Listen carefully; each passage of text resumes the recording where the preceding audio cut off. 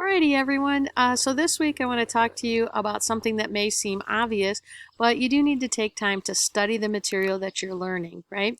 So don't just wait until Sunday night and decide that you're going to read over all the material or the lecture notes and watch the videos, and then try to, do the discussions and complete assignments, tests, quizzes, all that stuff on Sunday night. That's the wrong way to do this, right? So the best way to handle this is to break it down into smaller chunks. Take a little bit of time out of each day to go through the material. There's not a whole lot of material in each week, so you should be able to break it down, even if you can do like a 20-minute chunk per day, or even 4 days a week, right? Just kind of break that down into smaller chunks and manage it that way. I like to take notes, as I told you last week. Also, if you have a test or a quiz coming up, you can make yourself some flashcards and study that way. Whatever you do, don't cram. That's the worst way to handle this situation, right?